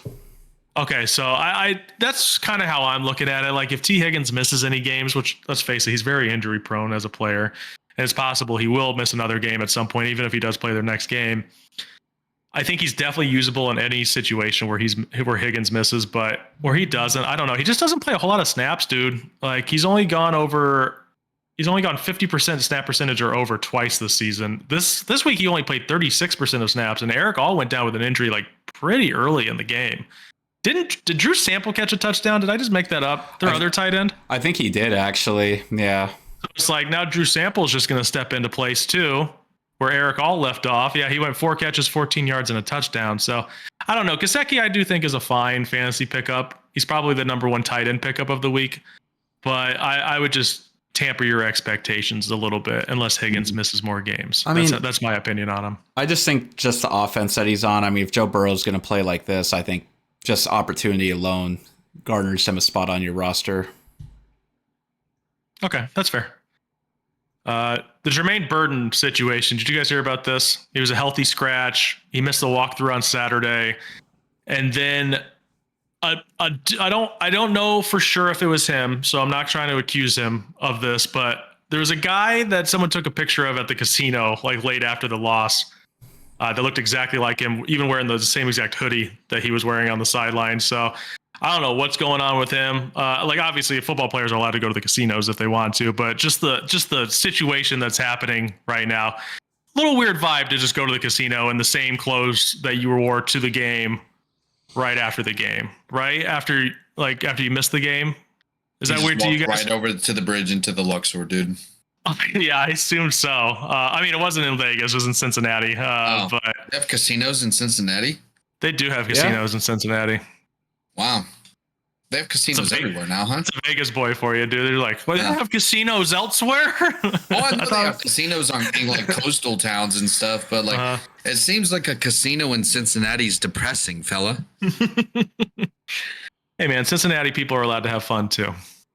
But yeah, Jermaine Burton, we'll see how that is moving forward. Zach Taylor said he was supposed to be like a big part of their offense this week, and then he missed the Saturday walkthrough, and they're like, well, we have no choice but to make you inactive then. So that was kind of the character concerns were a thing leading up to his draft process. So I think he has a ton of talent. I think he could easily replace T. Higgins in this offense if Higgins walks after this season, which we imagine he probably is going to.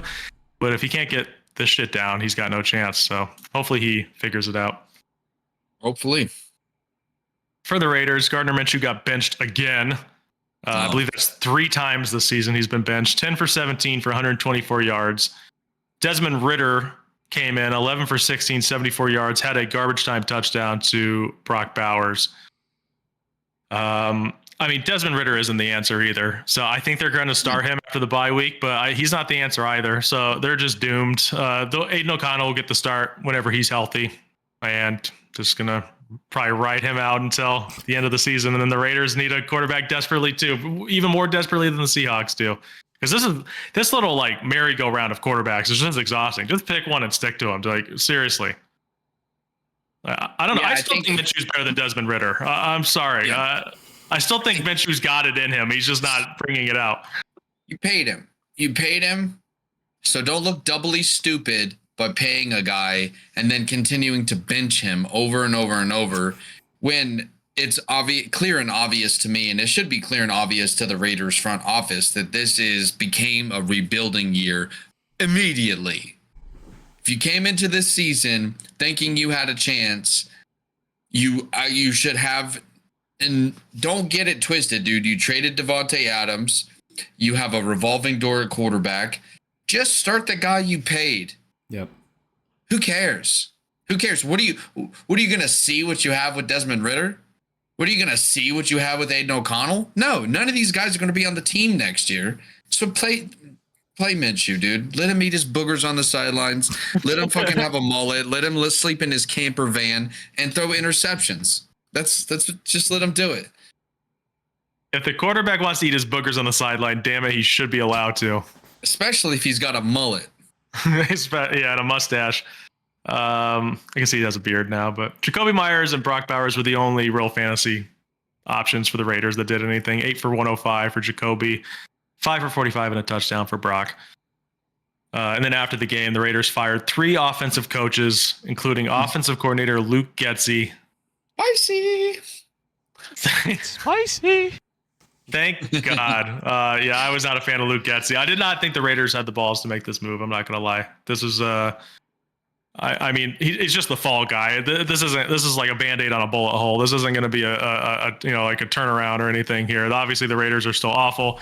The offense is going to continue to be awful. Hopefully it's just like slightly more competent where they can get the ball to Jacoby Myers and Brock Bowers like consistently. Mm-hmm. Scott Turner is the new offensive coordinator.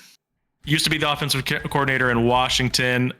Was hovering like in the mid-20s for points per game every single season. Not an upgrade really in the slightest, I would say, but you need some sort of change here. Luke Getsy is just not good. Is that Norv Turner's kid? It sure is. And also Norv Turner got hired as a special advisor for the Raiders. So now he works for the Raiders. Norv Turner. Norv Turner. Damn, he's still kicking around, huh? He still is, yeah. Kicking around in Las Vegas, just like us. Dude, good for him. So yeah, we'll see how the Raiders' offensive changes happen. By the way, the other two offensive coaches they fired were the quarterback coach and the offensive line coach. So, all right, Cardinals 29, Bears 9. Go ahead, Dylan. You have the floor. The way you said 9 has just got me, dude, because it's the same thing, dude. I wish I could tell you more about this game, but I did take a healthy nap in the middle of it. I'm not ashamed to say it, dude. I took a nap in the middle of this game, dude. Fuck this game.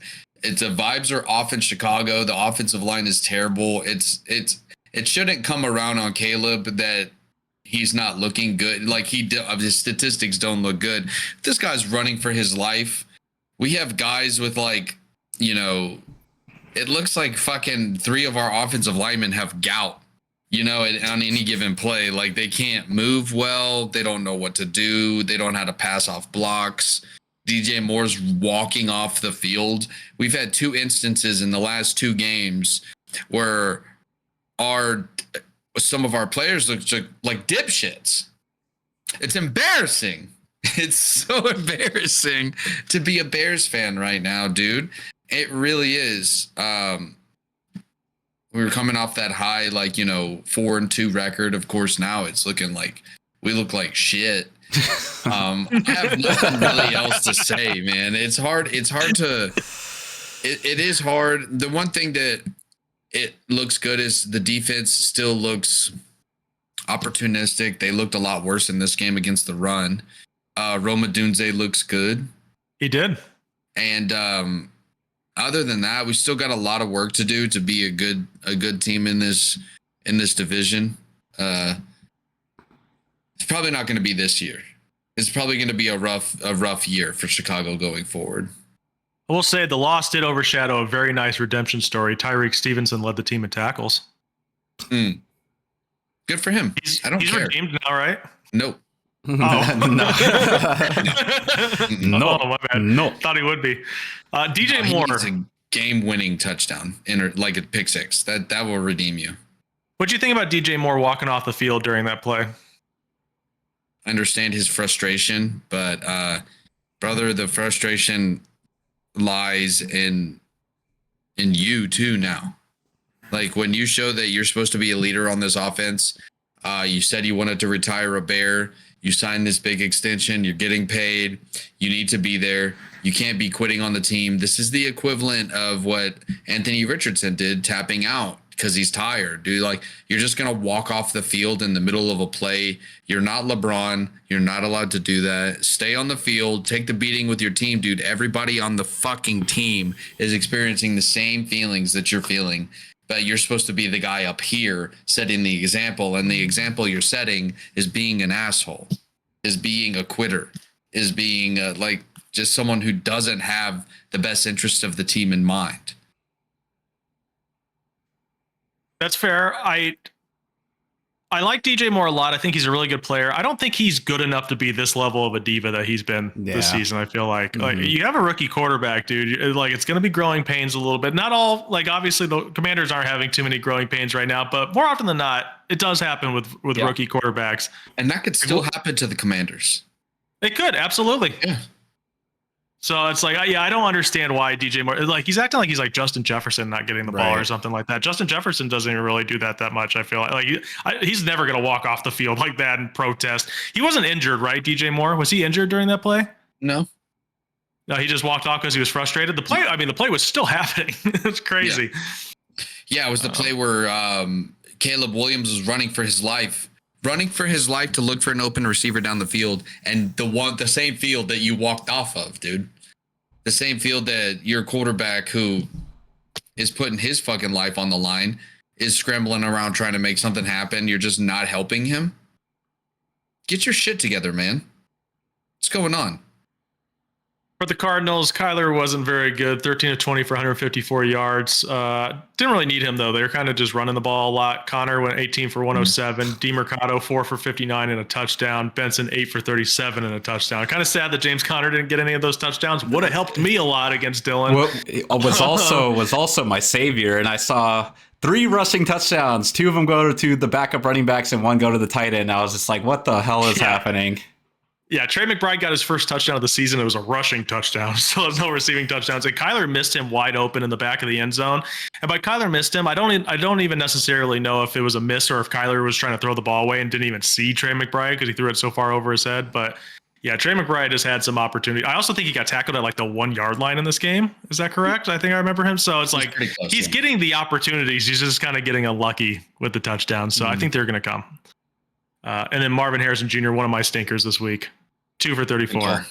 Good call. Yeah, I did not like those vibes against the Bears. I kind of just feel like he's going to be like a boomer bust player for the rest of this season. Probably, unless something changes. For right now, it doesn't really seem like it's going to, though. That DeMercado touchdown right before halftime, it was like a 55-yard touchdown. It was really nice. Dude, the most heartbreaking play. I was watching that play, and I was just like, as soon as I saw it happening, I was like, in my bed. You know? So Amari DeMercado basically tucked you in for a nice little nap. He did. Yeah, nice, he did. Nice guy. Yeah, super nice guy. Some hands for such a rough man. Chargers 27, Browns 10. Justin Herbert was really good. 18 for 27, 282 and 2. J.K. Dobbins, really efficient, 14 for 85 and 2 touchdowns. He had like a couple of really big runs in this game too. Quentin Johnston had a long touchdown, 4 for 118 yards in that touchdown. And then Ladd was 5 for 64. And the other touchdown that Herbert had went to Josh Palmer. Not a whole lot of storylines from this game other than Jameis was awful. Mm-hmm. And it broke my damn heart. We knew it was 26 for 46. Inevitable. Obviously, like it's going to happen. You're going to get at least 1 or 2 or maybe 5 bad Jameis games in the season. He went 26 of 46, 235 yards, a touchdown, and 3 interceptions. And honestly, a lot of those yards I think came in garbage time. Cedric Tillman caught the garbage time touchdown. I want to say it was like last second. Was it like the last play of the game? It was close. Yeah, he ended up with 6 for 75 and a touchdown. So like a great fantasy game, but like he really didn't score a lot of points until literally the very end, which really screwed me over too in that game that Dylan and I had. Jerry Jeudy 7 for 73. Jeudy, honestly, kind of another interesting waiver pickup, I think. Jameis is slinging it, dude. He threw the ball 46 times.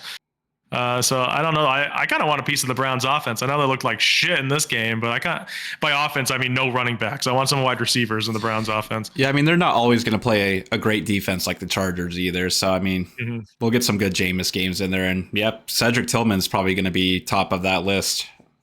Dude, he's good. He really is, yeah. Yes. He's sitting very nicely on my dynasty squad. What were you going to say, Dylan? I was going to say, for context to this game that Brian and I keep talking about, it ended in me winning by less than a point.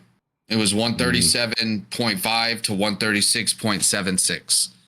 It was that close. My God. It was that close. So when he says like, oh, James Conner having, that touchdown would have helped me, or Cedric Tillman having that last second touchdown, it really fucked me. It's like, it's very true. And this game really came down to a 9-yard carry by Rachaad White in the fourth quarter of Monday Night Football. Damn. In which I thought I was going to die of puking my guts out. Yeah, that was tough. I'm sorry I had to say it. It's okay. It's okay. I wasn't like upset about that loss. I thought my team played pretty good. It just got unlucky there at the end. It just is what it is. Fantasy luck. Let's get to the last game of the week. Ravens 41, Broncos 10. This is probably just like the least amount to talk about of the week. First off, the Broncos are just not there yet. Yeah. The Ravens, we were talked about it on Saturday. We're like, we're going to find out about the Broncos here. If they can, just hang in there with the Ravens like the Commanders did. They could not. They just got absolutely outclassed the entire game. Lamar went 16 of 19, 280 yards, 3 touchdowns. Henry was 23 for 106 and 2, and Flowers was 5 for 127 and 2. Basically the only 3 guys that really did a whole lot on the offense, but that was more than enough. Lamar, Henry, and Flowers, that combination. Bo Nix had a 2-yard receiving touchdown, had 0 passing or rushing TDs. He was one of my saviors.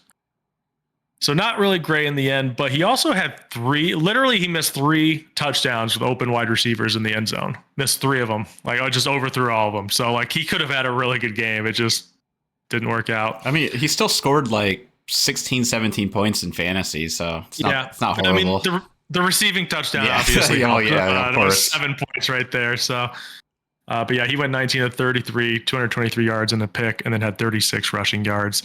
And then Cortland Sutton had back-to-back great weeks now, 7 for 122 this week. So, any hot takes about the Ravens or Broncos before we get out of here? We got to do Thursday Night Football too.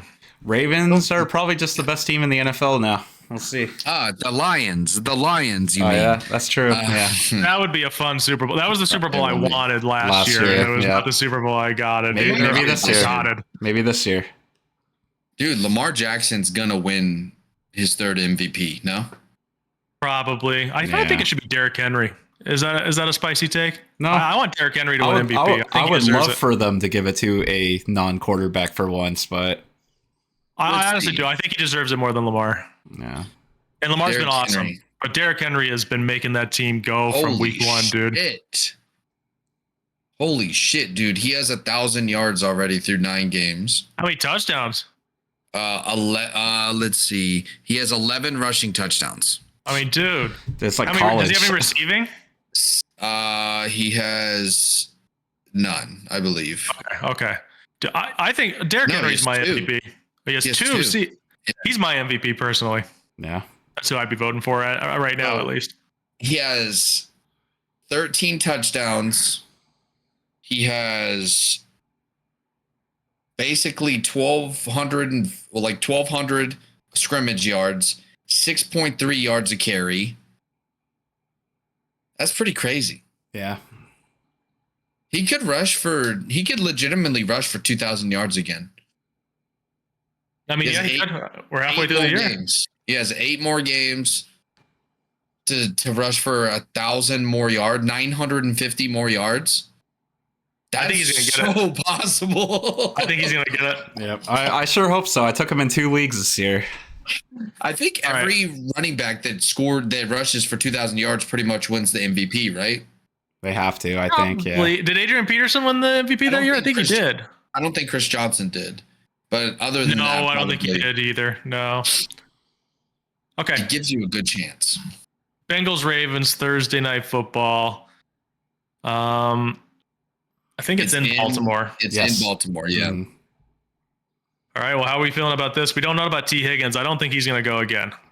I think even if he does go, I think this is still a pretty comfortable Ravens win. I know it's a divisional game, but man, the Ravens are just so hot. And like when they're on, they just look like one of the best teams in football. And I'm just not sure if the Bengals are up to that speed at all 3 levels of the game in comparison to the Ravens. So yeah, I'm taking the Ravens to win this one pretty easily at home.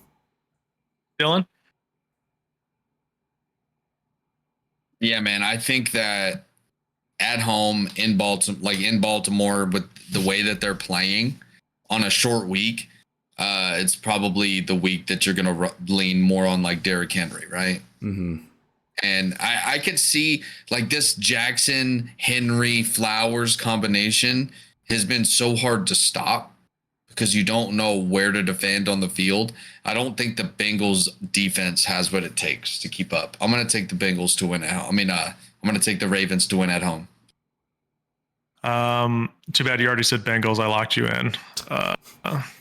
Sorry. Yes. Yeah. No, I'm just kidding. But honestly, this kind of screams trap game to me. I'm not going to pick the Bengals, but like it's a divisional game. Joe Burrow just went off. I know it's against the Raiders, but the Ravens' pass defense is really bad. I could easily see Jamar Chase popping off here. I'm going to take the Ravens. I don't think it's going to be a blowout like Kai or anything like that, though. I just think I agree with you, Dylan, that the Bengals defense is not going to be able to handle Lamar and Derrick Henry. But I do think the Bengals offense is going to look pretty solid as well. And I think they'll be able to keep up with them point wise. I just think that the Ravens are just going to keep scoring and scoring and scoring. So I'm going to say the Ravens win by a touchdown. Okay. I'm going to say Derrick Henry has 150 rushing yards and 2 touchdowns. Please. Okay. Please. One of those touchdowns will be 50 plus yards. Yes. All right. That's it for us. As always, you can find us at Raging Takes on everywhere: Facebook, Instagram, TikTok, Twitter, YouTube. You can email us ragingtakes@gmail.com. I'm at Montana Sauce on Twitter. Kai is at RTP Kai. And Dylan is at Such a Wise Fool.